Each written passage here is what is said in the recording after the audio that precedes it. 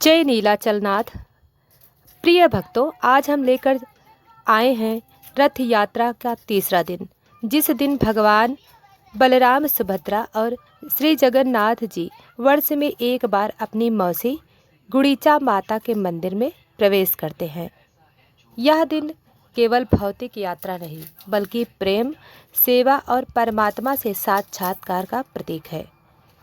प्रिय भक्तों, तीसरे दिन का विशेष महत्व। तीसरे दिन भगवान के रथ गुड़ीचा मंदिर मौसी बाड़ी के प्रवेश द्वार तक पहुंच चुके होते हैं। इस मंदिर को गुड़ीचा गृह भी कहा जाता है। मान्यता है कि यह वह स्थान है जहां भगवान स्वयं विश्राम हेतु पधारते हैं। एक दिन विशेष पूजा, स्वागत और अतिथि का दिन होता है। गुड़ीचा मंदिर की पौराणिक कथा। यह मंदिर देवी गुड़ीचा, जो भगवान श्री कृष्ण की मौसी थीं, उनके नाम पर बना है। मान्यता है कि एक बार देवी गुड़ीचा ने बालक कृष्ण से वचन लिया था, हे ललन, वर्ष में एक बार मेरे घर भी पधारना, मैं तेरे लिए विशेष पकवान बनाऊंगी। श्री कृष्ण ने वचन दिया, जब भी आषाढ़ शुक्ल द्वितीया आएगी, मैं रथ पर बैठकर तुझसे मिलने आऊँगा। इसी वचन के कारण भगवान हर वर्ष रथ में बैठकर गुड़ीचा मंदिर आते हैं। प्रिय भक्तों, गुड़ीचा मंदिर प्रवेश, सेवा और श्रद्धा का संगम। जैसे ही भगवान का रथ मंदिर के निकट पहुंचता है, वहां पर स्वागत के गीत, पुष्प वर्षा और ढोल मृदंग का संगम होता है। पहाड़ी विधि में पुजारीगण भगवान को रथ से उतारकर एक विशेष पालकी में उतारकर एक विशेष पालकी में मंदिर के गर्भगृह तक ले जाते हैं। यह प्रक्रिया बहुत भावुक होती है। भक्तों की आंखें भर जाती हैं और जय घोष गूंजता है। जय गुड़ीचा माता की, जय श्री जगन्नाथ। भगवान को इस मंदिर में 7 दिन तक ठहराया जाता है।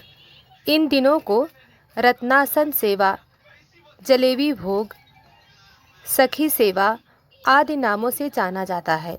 गुड़ीचा माता के रसोई घर से भगवान को 7 प्रकार के भोग विशेष रूप से चढ़ाए जाते हैं। गेहूँ, चावल, जलेबी, पायस, दही, नारियल लड्डू और खाजा। इस काल में भक्त कहते हैं, भगवान अब अपने घर में नहीं, अपने भक्तों के बीच मौसी के घर में हैं, अतः नियमों से नहीं, भाव से पूजे जाते हैं। कहते हैं कि एक बार दीनबंधु नामक भक्त तीसरे दिन मंदिर के द्वार तक पहुंच नहीं सका। वह सारा दिन दूर से ही गुड़ीचा मंदिर की ओर देखकर जय जगन्नाथ जपता रहा। उस रात्रि भगवान सुभद्रा स्वयं स्वप्न में प्रकट हुए और कहा, हे दीनबंधु, तू भाव से पुकारता है, हम तुझसे मिलने आए हैं। दीनबंधु की झोपड़ी में अगले दिन एक मूल शिला काष्ठ रूप प्रकट हुआ, जिसे आज भी दीनबंधु पीठ कहा जाता है। प्रिय भक्तों, गुड़ीचा मंदिर में भगवान को काला चावल, खीरा, पकवान और खीर चढ़ाई जाती है। विशेष शयन आरती होती है, जिसे सपनिया सेवा कहा जाता है। माना जाता है इस रात भगवान स्वप्न में भक्तों को दर्शन देते हैं और उसकी मनोकामनाओं को सुनते हैं। प्रिय भक्तों, जगन्नाथ का तीसरा दिन केवल तीर्थ स्थान नहीं, यह भक्ति और भगवान के बीच संबंध का प्रमाण है। जब भगवान अपनी मौसी के घर आते हैं, तो जैसे कोई पुत्र स्नेह लेने आता है, वैसे ही वह हम सब भक्तों की भावनाओं का स्वागत करते हैं। प्रिय भक्तों, अब आइए सुनते हैं तीसरे दिन की एक अद्भुत कथा। पुराने समय की बात है।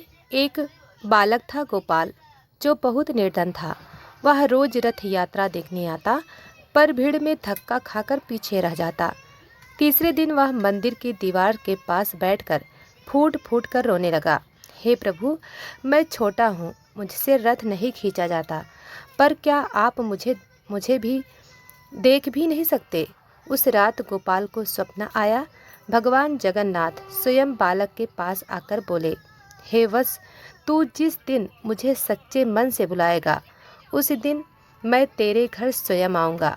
कहते हैं अगले दिन गोपाल के घर के बाहर रथ रुक गया। भगवान का रथ आगे नहीं बढ़ा। लोगों ने इसे चमत्कार माना और गोपाल को बाल भक्त की उपाधि मिली। प्रिय भक्तों, तीसरे दिन की रात को भगवान को चढ़ाया जाता है सप्तकला भोग, 7 तरह की सब्जियां, दही, भात, नीम चावल और तुलसी पत्र मिश्रित खीर, साथ में खाजा, मीठा, पराठा जैसा जो केवल गुड़ीचा सेवा में ही मिलता है। इस दिन विशेष रूप से भक्तजन महाप्रसाद के एक दाने को अमृत के समान मानते हैं और कहते हैं गुड़ीचा में जो खा लिया वह स्वर्ग में नहीं मिलता। प्रिय भक्तों, जैसे ही संध्या का समय आता है भगवान को गुलाब जल, चंदन और तुलसी मिश्रित जल से स्नान कराया जाता है। फिर उन्हें सुगंधित वस्त्र, मुलायम बिछावन और पंखा सेवा दी जाती है। वह रात्रि सेवा सपनीवा सेवा कहलाती है, जिसमें मान्यता है कि भगवान अपने भक्तों को स्वप्नों में मिलते हैं। प्रिय भक्तों, अब आइए सुनते हैं एक और कथा, महादेव का दर्शन। कहा जाता है कि भगवान शंकर भी रथ यात्रा के तीसरे दिन गुप्त रूप में गुड़ीचा मंदिर में पधारते हैं, क्योंकि वे स्वयं श्री हरि के परम भक्त हैं। एक बार एक साधु ने भगवान जगन्नाथ से प्रार्थना की, प्रभु मैं शिव भक्त हूँ पर रथ यात्रा देखना चाहता हूँ।